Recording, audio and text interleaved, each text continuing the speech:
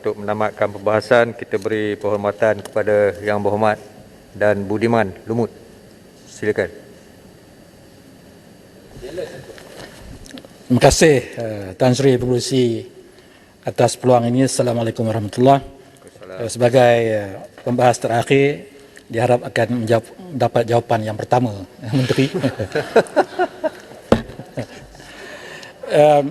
Saya kagum dengan kementerian kerana sifat tawaduknya.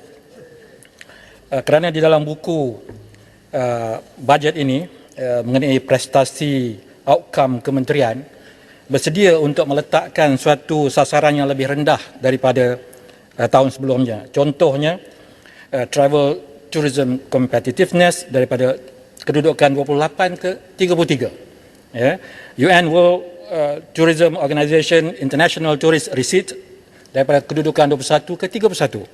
Menurun, ya. UN World Tourism Organization International Tourist Arrival daripada kedudukan ke-12 turun ke 22. Kita mengakui bahawa kesan daripada COVID-19 ini menjejaskan industri pelancongan dengan teruk, tetapi ini terkesan pada seluruh dunia. By right, semua akan terkesan. Mungkin kerana kita kurang optik, kurang dilihat dunia, maka kedudukan kita ini agak merosot. Termasuklah apa yang kita lihat di dalam top 10 highest search destination. Dulu kita dalam top 10, ya, di kalangan APAC countries, tetapi sekarang sudah keluar, hilang entah ke mana. Jadi saya harapkan tempoh ini kita minta Kementerian Reset, Motek reset balik usaha-usaha dengan mempertingkatkannya supaya tidaklah kita merosot terlalu teruk daripada keadaan sebelumnya. Saya masuk ke dalam bahasan saya B31 010 500 dan dibaca sekali dengan 020 500 pembangunan prasarana dan pusat pelancongan Malaysia. Lumut ini adalah destinasi Tan Sri, destinasi yang Tan Sri mesti pergi. Kalau tak pergi tak sah jadi orang Malaysia. Ya, Pangkor dengan Lumut. Pusat pelancongan itu ada tetapi tutup. Ya, saya harap ianya dibuka segera kerana pelancong sudah masuk dengan ramai, termasuk daripada negara-negara jiran.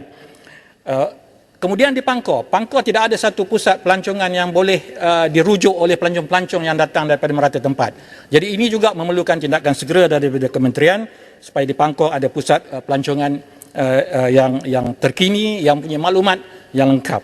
Seterusnya 040300 program penggalakan pemasaran promosi acara pelancongan.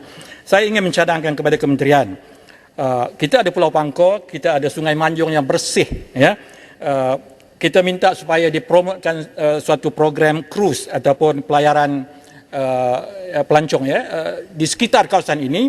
Tetapi kita kena menyediakan prasarana seperti jeti, ya, ataupun destinasi-destinasi yang disokong oleh kementerian, seperti restoran makanan laut ataupun lawatan kepada tempat-tempat pemeliharaan ikan dalam sangkar yang banyak di sekitar itu, yang akan menjadi tarikan. Bukan krus yang besar lah, ya, ribu-ribu, tapi small and medium cruise yang boleh menarik ramai pelancong ke tempat tersebut. Dan ini termasuk juga industri ikan bilis yang terbaik di Malaysia, ikan bilis mata biru, Tan Sri, ya, di Pangkor dan juga berbagai destinasi lain. Yang seterusnya saya ingin menyentuh 020200 mm2H. Perkara ini saya maklumkan interest saya sedang dibincangkan di dalam PAC Tan Sri. Tetapi saya membaca kenyataan mengenai ambil alih oleh KDN daripada Motek bahawa peserta MM2H yang sedia ada akan diberi tempoh setahun grace period untuk mengikuti ataupun terpaksa menerima syarat-syarat yang baru, termasuklah gaji di negara pendapatan mereka, deposit mereka dan sebagainya.